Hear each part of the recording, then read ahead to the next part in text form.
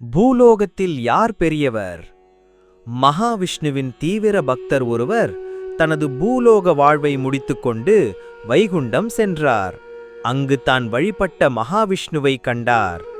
பகவான் அவரது பூலோக வாழ்க்கையில் செய்த நன்மைகளை பாராட்டி, நீ செய்த நன்மைகளால் உனக்கு வைகுண்ட வாழ்வு கிடைத்திருக்கிறது, இங்கு நீ மகிழ்ச்சியாக இருக்கலாம் என்று அருளினார். அந்த பக்தர் சிந்தித்தார். என்ன பக்தா, ஏதேனும் சந்தேகமா என மகாவிஷ்ணு வினவினார்.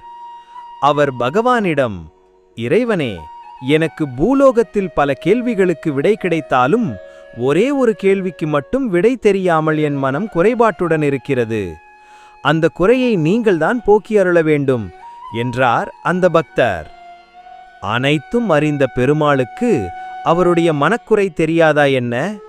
இருப்பினும் அதை வெளிக்காட்டிக் கொள்ளாமல், அப்படியா, வைகுண்ட வாழ்வை பெற்ற உனக்கு எந்த குறையும் இருக்கக்கூடாது, உனது மனக்குறையை சொல், அதை உடனே தீர்த்து வைக்கிறேன் என்றார் பகவான். பகவானே, நான் பூலோகத்தில் இருந்தபொழுது மக்களிடம் நீ பெரியவனா நான் பெரியவனா என்கிற நிலையே அதிகமாக இருந்தது. இந்த கேள்வியால் அவர்களுக்கிடையே மோதல்கள் கூட தொடர்ந்து இருந்து கொண்டிருந்தன. இன்னும் அப்படித்தான் இருக்கிறது. பூலோகத்தில் கடல், மலை என்று பெரிதாக எத்தனையோ இருந்தபோதிலும் மக்கள் தாங்களே பெரியவர்கள் என்று போற்றிக் கொள்கிறார்களே. தாங்கள்தான் உண்மையை சொல்ல வேண்டும். பூலோகத்தில் உயர்ந்தவர் யார் என்று கேட்டார் பக்தர். மகாவிஷ்ணுவோ சிரித்தபடி, நீ சொல்வது உண்மைதான், கடலும் மலையும் தான் பெரியவை என்றார்.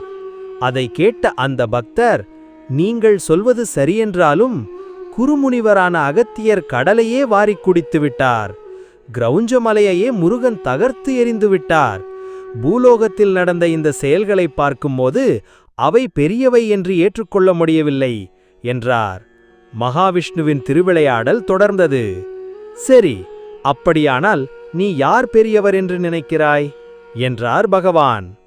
பூலோகத்தை பொறுத்தவரை இறைவனாகிய தாங்களே பெரியவர் என கூறி வணங்கி நின்றார் பக்தர். உடனே மகாவிஷ்ணு அவசரமாக அதை மறுத்தார். இல்லை இல்லை, உன்னுடைய கருத்தில் உண்மையில்லை என்றார். ஏன் இல்லை? தாங்கள் வாமன அவதாரம் எடுத்தபோது விண்ணையும் மண்ணையும் தங்களுடைய சிறு பாதத்தால் ஒரேயடியில் அளந்துவிட்டீர்கள். எனவே நீங்கள்தான் பெரியவர் என்றார் பக்தர். மகாவிஷ்ணு புன்முறல் புரிந்தார். பொறு பக்தா, உனது கேள்விக்கான பதில் இதுதான். உலகில் பெரியவர்கள் என்று போற்றக்கூடியவர்கள் பலர் இருக்கின்றனர். அவர்கள் யாரென்றால் உன்னை போன்ற பக்தர்கள்தான். உலகில் யார் மிக உயர்ந்த பக்தி செலுத்துகிறார்களோ, என்ன நடந்தாலும் கடவுளே கதி என்று இருக்கிறார்களோ, எவ்வளவு சோகம் ஏற்பட்டாலும் அது என்னால் தான் வந்தது என்று நினைக்கிறார்களோ, அவரே உயர்ந்தவர் என்றார். அதை அந்த பக்தரால் நம்ப முடியவில்லை. சரி பகவானே, உங்களையே நம்பினாலும் உங்களை விட தங்களை வணங்கக்கூடிய பக்தர்கள்தான் பெரியவர்கள் என்று எப்படி ஏற்றுக்கொள்வது என்று கேட்டார். உடனே மகாவிஷ்ணு அங்கிருந்த தேவலோக கண்ணாடியை எடுத்து வரச் சொல்லி, பக்தா, அந்த கண்ணாடியில் உனது மார்பு பகுதியை பார் என்றார் பகவான். அந்த கண்ணாடிக்குள், அவரது மார்புக்குள் மகாவிஷ்ணுவின் உருவம் சிறிய அளவில் தெரிந்தது. அதை ஆச்சரியமாக பார்த்த பக்தரிடம், பகவான், கண்ணாடியில் பார்த்தாயா? உலகையே ஒரு அடியில் அளந்த என்னை உன் இதயத்திற்குள் சிறியதாக அடைத்து கொண்டு விட்டாய். அப்புறம் எப்படி நான் பெரியவனாக இருக்க முடியும்? எனவே நீதான் உலகின் மிக பெரியவன். உன்னை போன்ற பக்தர்கள்தான் மிக பெரியவர்கள் என்றார் பகவான். அதை கேட்ட அந்த பக்தர் அகம் மகிழ்ந்து பகவானை வணங்கி நின்றார்.